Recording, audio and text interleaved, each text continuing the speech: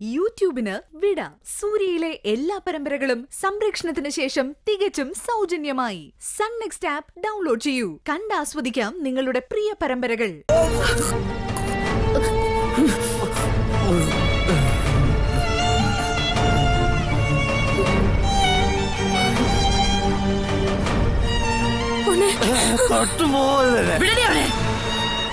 അവൻ ഛർദിക്കോ ചോര തുപ്പോ എന്ത് വേണമെങ്കിലും ചെയ്യട്ടെ. വേണമെങ്കിൽ അവനെ എടുത്തോണ്ട് പോ. ഒന്ന് വന്ന് വീട്ടിനകത്ത് സ്വസ്ഥ എന്നെ കാണാൻ നിൽക്കോ ഇവിടെ? എന്നെ കാണാൻ നിൽക്കോ ഇവിടെ? പൊടിയാത്ത കേറിപ്പോ. നമുക്ക് കേട്ടതൊന്നും പോരാ, ബാക്കി ഇവിടെ കേട്ടോ. വാ നീ എനിക്ക് എനിക്ക്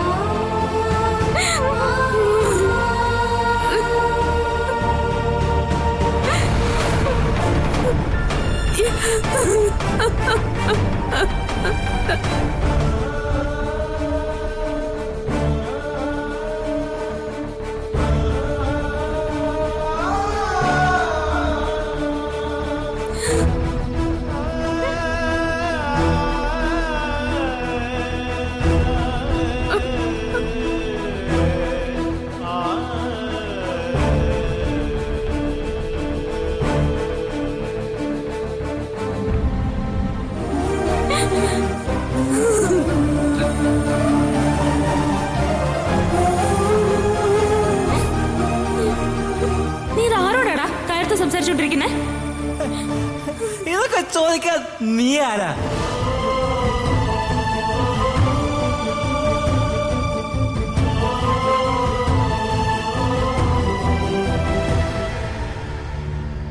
സൂര്യ, സൂര്യ. ആ മാനസേ, ഉറങ്ങുന്നില്ലേ? അമ്മ കിടന്നോ? എന്താ സൂര്യ ഒന്നും അറിയാത്ത പോലെ? അതിനിവിടെ ആരെങ്കിലും ഭക്ഷണം കഴിച്ചോ? സൂര്യ ഇപ്പൊ വരും എന്ന് പറഞ്ഞ് എത്ര നേരമായി എല്ലാരും കാത്തിരിക്കാന്നറിയോ? സോറി മാനസ, ഭാവനയോട് ഫോണിൽ സംസാരിച്ചിരുന്നപ്പോ ഡിന്നറിന്റെ കാര്യം തന്നെ ഞാൻ മറന്നുപോയി. ആ അതല്ലെങ്കിലും അങ്ങനെയാണല്ലോ. ഭാവനയുടെ ഫോണോ ഉണ്ടെങ്കിൽ സൂര്യ എല്ലാം മറക്കും. ഒരു ദിവസം ഭാവനയൊന്ന് മാറി നിന്നപ്പോ ഇതാണ് അവസ്ഥ. അതേ മാനസ, ഓരോ നിമിഷവും അവൾ അടുത്തുള്ളതാ എനിക്കിഷ്ടം. അതെന്തുകൊണ്ടാണെന്ന് എനിക്ക് പോലും അറിയില്ല. ഒരുപക്ഷെ ഞങ്ങളുടെ മാനസിക ഐക്യമായിരിക്കും. സൂര്യയുടെ മനസ്സെന്താ ഭാവന മനസ്സിലാക്കാത്ത? ഭാവനയ്ക്ക് സൂര്യയോടൊപ്പം ഇങ്ങോട്ട് വന്നൂടെ? മനഃപൂർവ്വം വരാത്തല്ല മാനസ, അവിടെ ചെറിയൊരു ആവശ്യമുണ്ട്. ഭാവന അവിടെ ഉണ്ടെങ്കിലേ അതിന് പരിഹാരം കാണാൻ പറ്റൂ. അതുകൊണ്ട് ഞാൻ അവിടെ ആക്കിയിട്ട് വന്നത്. അപ്പൊ അതാണ് കാര്യം. ഞാൻ കരുതി ഭാവനയ്ക്ക് സ്വന്തം വീട്ടിൽ നിന്ന് കൊതി തീർന്നിട്ടില്ലാന്ന്. അമ്മയും അങ്ങനെ തന്നെയല്ലേ പറഞ്ഞത്. ആ സൂര്യ വാ, എല്ലാവരും വെയിറ്റ് ചെയ്തിരിക്ക. സത്യം പറഞ്ഞാ എനിക്കിപ്പോ തീരെ വിശപ്പില്ല മനസ്സ്. ആ അതൊന്നും പറഞ്ഞാ പറ്റില്ല. അത്താഴ പട്ടിണി കിടക്കാൻ പാടില്ല എന്നാ അറിവുള്ളവര് പറയുന്നത്. അറിവുള്ളവർ അതുപോലെ എന്തെല്ലാം പറയുന്നു. നമ്മൾ അതുപോലെയൊക്കെ ചെയ്യണമെന്നുണ്ടോ? എന്തു പറഞ്ഞാലും മറുപടി പറയാൻ സൂര്യ മിടുക്കനാണല്ലോ. വാ, എന്തെങ്കിലും കഴിച്ചിട്ട് ഇനി ബാക്കിയുള്ളൂ. വാ നോട്ടക്ക്.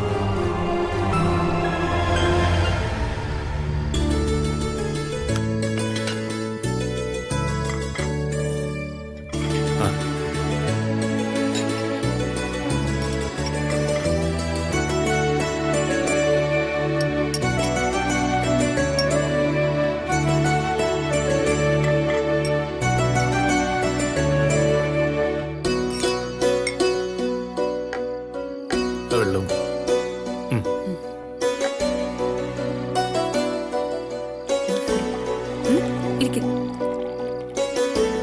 മോളിരിക്കും, ഞാൻ വിളമ്പാം.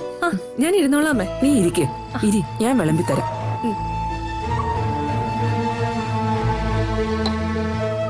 ഞാനൊരു കാര്യം പറഞ്ഞാൽ എല്ലാരും അത് ഗൗരവമായിട്ട് എടുക്കണം. എന്താ എടുത്തി? എന്താണെങ്കിലും പറയൂ. മാനസയെ ഇനിയും ഇങ്ങനെ നിർത്തുന്നതിനോട് എനിക്ക് യോജിപ്പില്ല. ഇപ്പോഴും ഇവള് കല്യാണം വേണ്ടെന്നാ പറയുന്നത്. ഇപ്പൊ വേണ്ടെങ്കിൽ വേണ്ട, ഇനിയും സമയമുണ്ടല്ലോ. അവക്ക് നല്ലൊരു ബന്ധം വരുമ്പോ നമുക്ക് ആലോചിക്കാം. അല്ല മച്ചമ്പി, അതുവരെ അവളോട് ഇങ്ങനെ നിന്നാ മതിയോ?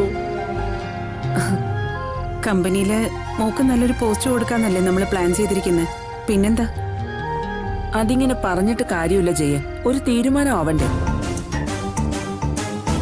അതിലിപ്പോ തീരുമാനിക്കാനൊന്നുമില്ല ആന്റി. നെക്സ്റ്റ് മൺഡേ മാനസ ജോയിൻ ചെയ്തോട്ടെ, അല്ലേ അച്ഛാ? അതെ.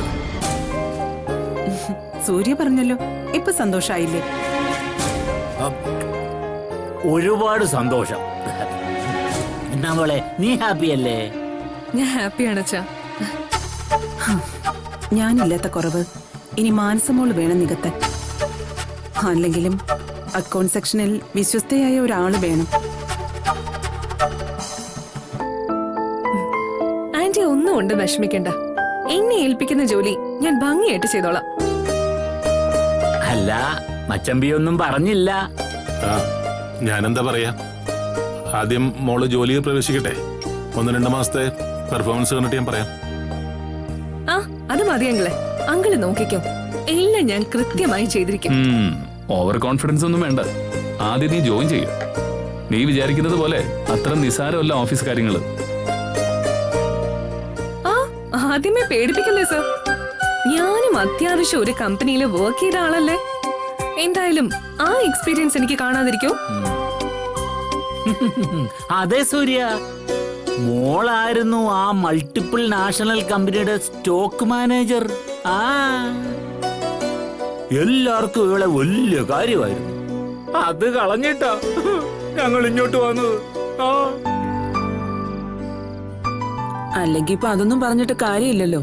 പോയത് പോയി. അങ്ങനെയാണെങ്കിൽ മോക്ക് ഇവിടെ നല്ല രീതിയിൽ വർക്ക് ചെയ്യാൻ പറ്റും. എന്തിനും സൂര്യ ഉണ്ടല്ലോ കൂടെ.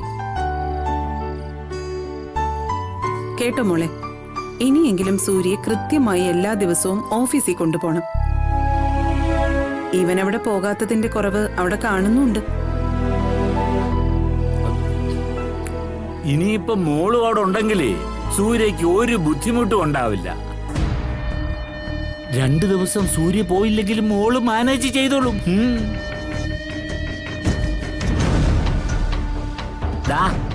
മച്ചമ്പിയുടെ മനസ്സിലിരിപ്പ് എന്താണെന്ന് എനിക്കറിയാം. എന്താ? എന്നെ പണ്ട് ഓഫീസിൽ നിന്ന് പറഞ്ഞു വിട്ടതല്ലേ. എന്നാലേ എന്റെ മോളെ അങ്ങനെ പറഞ്ഞു വിടേണ്ടി വരത്തില്ല. ഇവളെ എന്നെ പോലെ അല്ല, ഡീസന്റാ. ഇല്ലയോ മോളെ? എന്താ അച്ഛാ, അതിന് അങ്കിള് വല്ലതും പറഞ്ഞോ? എല്ലാം അച്ഛൻ തന്നെയല്ലേ പറയുന്നേ. പറയട്ടെ മോളെ, ഇടയ്ക്കൊക്കെ ഈ കുറ്റബോധവും തിരിച്ചറിയലൊക്കെ നല്ലതാ. കണ്ടോ, മച്ചമ്പിയുടെ മനസ്സിൽ ഇപ്പോഴും അതുണ്ട്. അത് പിന്നെ കാണാതിരിക്കോ? ജയം കഴിക്ക്. അച്ഛൻ ഇതിന്റെ വല്ല കാര്യം ഉണ്ടായിരുന്നോ? എന്തായാലും മണ്ടേ മോള് ജോയിൻ ചെയ്യും. ബാക്കി നമുക്ക് പിന്നീട് ആലോചിക്കാം. Okay uncle.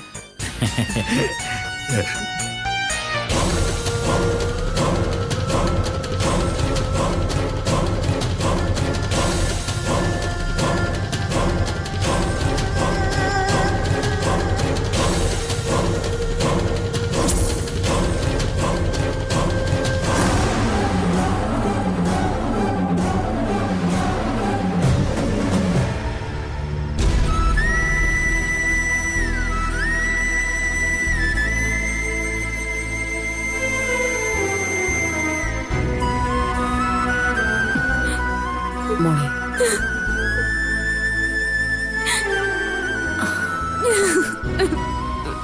കരയെ, അങ്ങനെയെങ്കിലും നിന്റെ മനസ്സിന് സമാധാനം കിട്ടട്ടെ.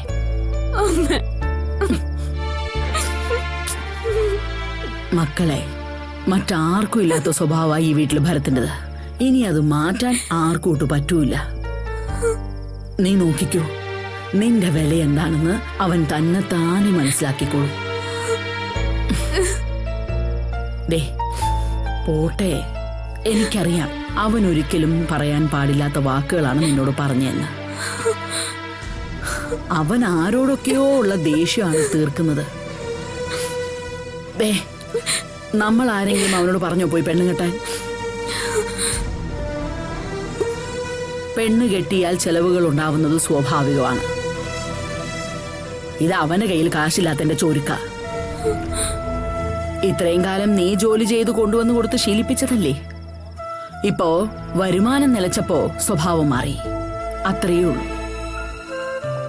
തെരുവ് നായ്ക്കൾക്ക് പോലും ഒരു തുള്ളി വെള്ളം കൊടുത്താൽ അതിന്റെ നന്ദി കാണിക്കും. അത്രയും പോലും ഇവരൊന്നും തോന്നില്ലല്ലോ. ഞാൻ ചോദിക്കട്ടെ, 4 സഹോദരങ്ങളില്ലേ? ആരെ കൊണ്ടാ നിനക്ക് സമാധാനം കിട്ടിയിട്ടുള്ളത്?